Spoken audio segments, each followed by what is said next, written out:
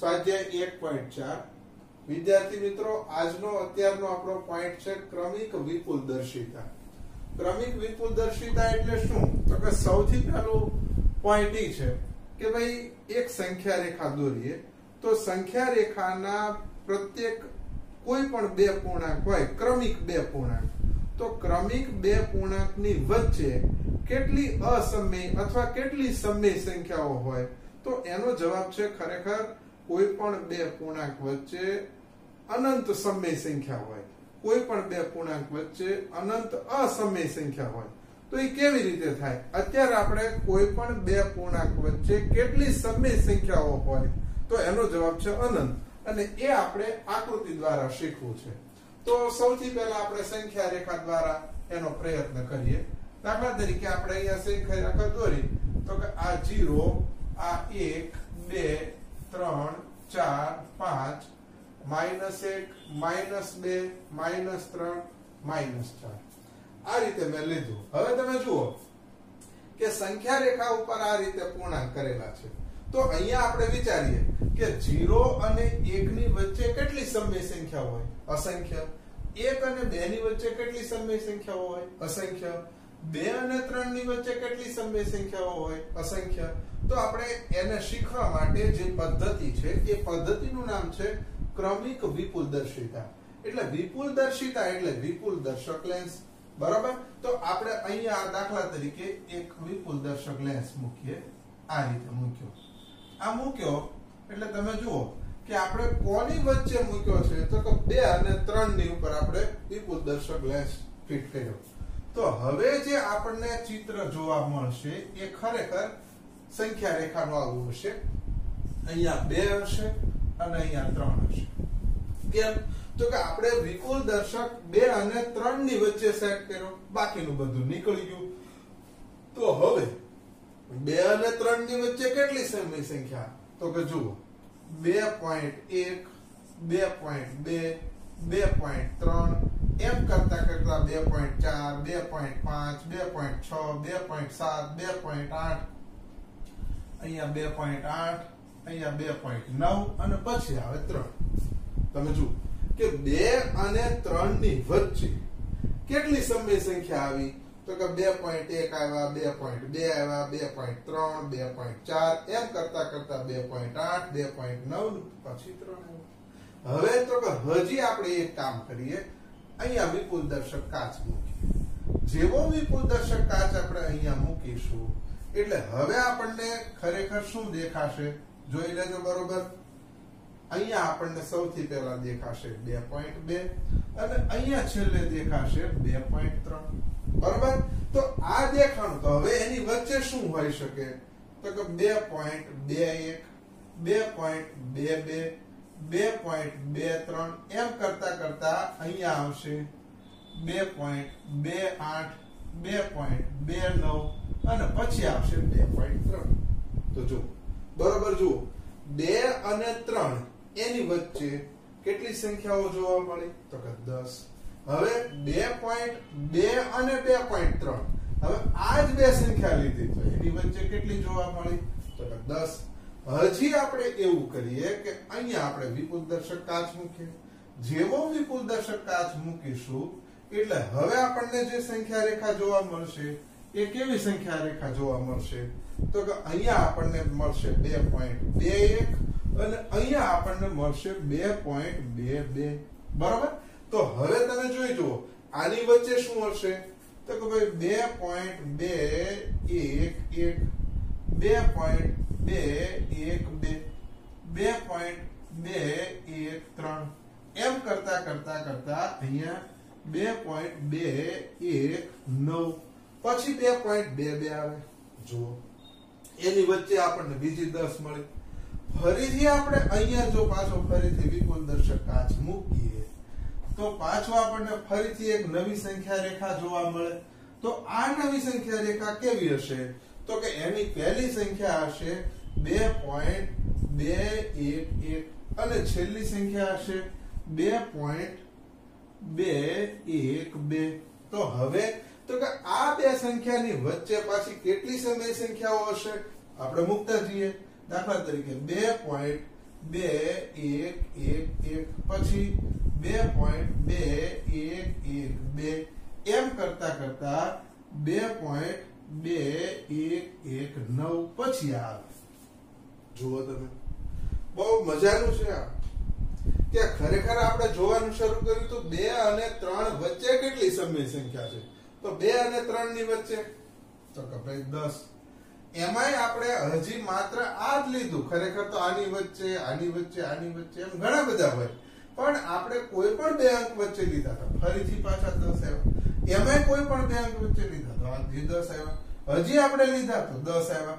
હજી આપણે જો આને આની ઉપર આપણે કરીએ તો 2.2111 ફરીથી પાછો એકડો વધે. એમ કરતા કરતા તમે જોઈ શકો છો કે કોઈ પણ 2 પૂર્ણાંક હોય સંખ્યા રેખા ઉપર, તો કોઈ પણ 2 પૂર્ણાંકની વચ્ચે કેટલી સમય સંખ્યાઓ હોય, તો આપણો આ જે પ્રયોગ છે એની ઉપરથી આપણે કહી શકીએ કે કોઈ પણ 2 પૂર્ણાંક વચ્ચે અસંખ્ય સમય સંખ્યાઓ હોય છે. બરોબર, જોઈ લો કે આપણને અત્યાર સુધી ખબર જ નહોતી, આપણે બધા એવું જ માનતા હતા કે સંખ્યા રેખા ઉપર તમે કોઈ પણ 2 અંક લો તો એની વચ્ચે કાંઈ ન હોય, પણ ખરેખર કોઈ પણ 2 અંક વચ્ચે અસંખ્ય સમય સંખ્યા હોય છે. સમય સંખ્યા એટલે કે આ રીતે દશાંશ નિરૂપણ વાળી સંખ્યાઓ. બરોબર, વ્યવસ્થિત જોઈ લો, 1-2 વખત જુઓ અને વિચારો. હવે આપણે આની ઉપરથી પછી આપણે દાખલા ગણવાના છે. આપણે હવે આમાં દાખલો શીખવો છે. પ્રશ્ન આવો છે કે ક્રમિક વિપુલદર્શિતા પદ્ધતિની મદદથી સંખ્યા રેખા પર 3.765 દર્શાવો. હવે સૌથી પહેલા આપણે વિચાર લઈએ કે 3.765 એટલે 3 થી મોટા, એટલે કોની વચ્ચે હશે, તો કે 3 અને 4 ની વચ્ચે. એટલે આપણે સૌથી પહેલા સંખ્યા રેખા ઉપર એક ઊભી કરીએ. તો આ જે સંખ્યા રેખા છે એમાં આપણે અહીંયા મૂકીએ 0, આ 1, આ 2, આ 3, આ 4. આ રીતે આપણે આ મૂકી દીધું. પછી આ 5, -1, -2, -3. આ નમૂના રૂપ આપણે મૂક્યા. બરોબર, હવે તમે જુઓ કે 3.765 એટલે 3 અને 4 ની વચ્ચે હશે. એટલે આપણે જે વિપુલ દર્શક કાચ છે અહીંયા મૂકી દીધો. વિપુલ દર્શક કાચ અહીંયા મૂક્યો એટલે હવે આપણી સંખ્યા રેખા આ રીતે થઈ. જોઈ લેજો. બરોબર, દાખલા એકદમ સરળ છે. ખરેખર આ એક પ્રકારની પ્રવૃત્તિ છે. હવે આપણને શું દેખાશે? માત્ર 3 અને 4. એટલે પહેલા હું અહીંયા લખી નાખું 3 અને અહીંયા લખી નાખું 4. હવે એની વચ્ચે શું આવશે? 3.1, 3.2, 3.3, 3.4, 3.5, 3.6, 3.7, 3.8, 3.9 અને છેલ્લે આવ્યા 4. તો આ રીતે આની વચ્ચે મળ્યા. હવે આપણે જવાબ આગળ વધીએ તો કે જુઓ 3.7 એટલે અહીંયા છે. હજી એનાથી મોટું 7.6 એટલે આપણે ક્યાં 3.7 અને 3.8 ની વચ્ચે આપણે આમ કરીને આ વિપુલ દર્શક કાચ મૂકી દીધો. આપણે જે પ્રમાણે પ્રશ્ન હોય એ પ્રમાણે આગળ વધતા જવાનું. જો 3 પોઈન્ટ છે એટલે 3 થી મોટા એટલે 3 અને 4 ની વચ્ચે આપણે બિલોરી કાચ મૂક્યો. હવે તો કે 3.76 છે તો 3.7 પછી એનથી મોટા એટલે 3.7 અને 3.8 ની વચ્ચે.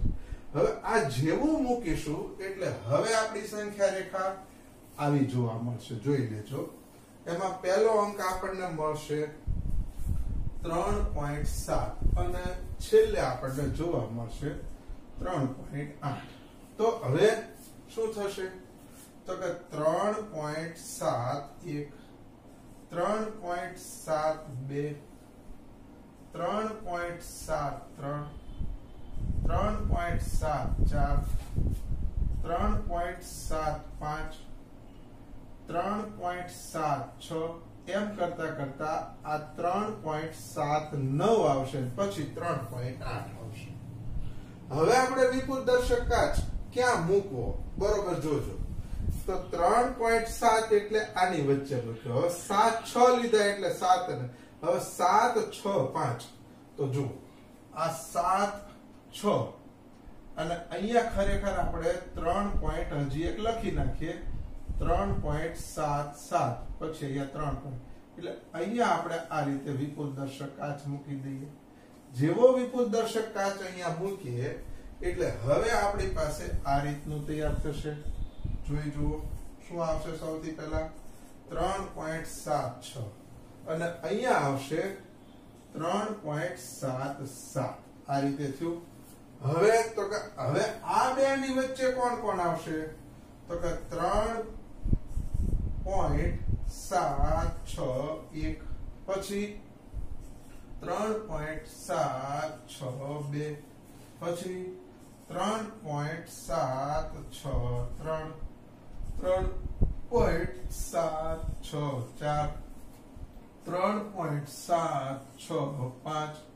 એમ કરતા કરતા અહીંયા આવશે 3.769 આ રીતે આવે તો આપણે જે જોઈએ છીએ કે ક્રમિક વિપુલદર્શિતા પદ્ધતિની મદદથી સંખ્યા રેખા ઉપર 3.765 દર્શાવો તો આ આપણે 3.765 મેળવી લીધું બરોબર તો જો બરોબર ફરી વખત સમજી લઈએ કે આપણે જે મેળવવું છે એ 3.7 એટલે 3 થી મોટા અને 4 થી નાના એટલે આપણે વિપુલ દર્શક કાચ 3 અને 4 ની વચ્ચે મૂક્યો પછીનો મુદ્દો છે 3.76 છે તો 3 અને 4 આ બે ને આપણે ઝૂમ કર્યું એટલે એની વચ્ચે તો કે 3.1 3.2 3.3 એમ કરતા કરતા 3.9 અને 4 આવે હવે 7 6 છે બીજો અંક તો 7 પછીનો આગળ એટલે 3.7 અને 3.8 એની વચ્ચે મૂક્યું આ પહેલો અંક જોઈ લો એટલે આ અંક આપણે મેળવ્યો હવે એની પછીનો જ લેવાનો એટલે 3.7 અને 3.8 એટલે આ બે લીધા એને લખો આ રીતે 3.7 3.8 તો એની વચ્ચે તો કે 3 પોઈન્ટ પછી 7 1 7 2 3.73 3.74 એમ કરતા કરતા 3.8 હજી આપણે જોઈએ છીએ 3.765 તો 3.76 મેળવી લીધા જે આપણને જડે એની પછીનો પોઈન્ટ લેવાનો એની પછીનો જ અંક એટલે આપણે એને કરીએ ઝૂમ કરીએ એટલે શું થશે 3.76 આથી પહેલા આવશે 3.77 પછી આવશે એટલે હવે 3.761 3.762 3.763 3.764 પછી આવશે 3.765 હવે ખરેખર આની પછી શું આવશે તો કે 3.766 આવશે પછી 3.767 આવે પછી 3.768 આવે પછી 3.769 આવે પછી 3.77 હજી હું તો કહું છું કે આમાં હજી આપણે આગળ વધવું હોય તો પણ વધી શકાય ટૂંકમાં આ પદ્ધતિની મદદથી આપણે શું કહી શકીએ તો કે કોઈ પણ બે પૂર્ણાંક હોય એ બંને પૂર્ણાંકની વચ્ચે અસંખ્ય સમય સંખ્યાઓ હોય છે તમે ફૂટપટ્ટીની મદદથી સરસ મજાની આકૃતિ તમારી નોટમાં આમાંથી જોઈને દોરી લો સરસ રીતે દોરો ન સમજાય તો બીજી વાર જુઓ અને સમજો આપણે એક વધારાનો પ્રશ્ન આપણે સોલ્વ કરવો છે કે ક્રમિક વિપુલદર્શિતા પદ્ધતિની મદદથી સંખ્યા રેખા પર 2.365 દર્શાવો બરોબર તો સૌથી પહેલા આપણે એક સંખ્યા રેખા દોરીએ સંખ્યા રેખા દોરી અને આપણે મેળવી લઈએ 0 1 2 3 4 5 -1 -2 -3 -4 આ રીતે હવે તો કે 2.3 છે એટલે 2 અને 3 ની વચ્ચે આપણે આ રીતે આમ કરીને આમ મૂકી દીધું બરાબર એટલે હવે આપણી પાસે નવી સંખ્યા રેખા આ રીતે ઊભી થઈ નવી સંખ્યા રેખા ઊભી થઈ એટલે આ 2 અને 3 ને આપણે ઝૂમ કર્યા એટલે માત્ર આ 2 અને 3 દેખાણા હવે એની વચ્ચે શું આવશે 2.1 2.2 2.3 પછી 2.4 2.5 2.6 2.7 2.8 2.9 આ રીતે જોવા મળ્યું. હવે આગળનું સ્ટેપ વિચારો, બરોબર જોજો. 2.3 આપણે મેળવી લીધા, 2.36 તો 2.3 મેળવી લીધા. હવે એનાથી આગળ 6 છે એટલે 2.3 અને 2.4 ઉપર આપણે ફોકસ કરીએ. બરોબર, અહીંયા આપણે ફોકસ કરી લીધું. એટલે હવે તો કે આપણે જે હવે નવી સંખ્યા રેખા જોવા મળશે એ નવી સંખ્યા રેખા ઉપર પહેલો અંક શું હશે? 2.3. છેલ્લે શું મળશે? તો કે 2.4. બરોબર. હવે તો કે અહીંયા આ બંનેની વચ્ચે 2.31, 2.32, 2.33, 2.34, 2.35, 2.36, 2.37, 2.38, 2.39 આ રીતે છેલ્લે 2.4. હવે તો કે જુઓ 2.365 તો 3 6 તો મળી ગયા. તો એની પછીનું જે હોય એની પછીનું જ આપણે ઝૂમ કરવાનું. એટલે અહીંયા પરિણામ કરી નાખો. આમ જેવું કરશું એટલે આપણે ફરીથી નવી સંખ્યા રેખા આ રીતે જોવા મળશે. જોઈ લો. બરોબર. તેમાં સૌથી પહેલો અંક કયો હશે? તો કે 2.36. 2.36. છેલ્લો અંક કયો હશે? તો કે 2.37. હવે એની વચ્ચે કઈ કઈ આવશે? 2.361, 2.362, 2.363, 2.364, 2.365, 2.366, 2.367, 367 પછી 2. સોરી, અહીંયા આવશે 367, 367, 2.368, 2.369 આ રીતે. હવે આપણે જે જોઈએ છે એ મળી ગયું. શું? તો કે 2.365. બરાબર. તો આ રીતે આપણે ક્રમિક વિપુલદર્શિકા પદ્ધતિની મદદથી સંખ્યા રેખા ઉપર આપણે જે આપણે મેળવવું હોય એ આપણે મેળવી શકીએ છીએ.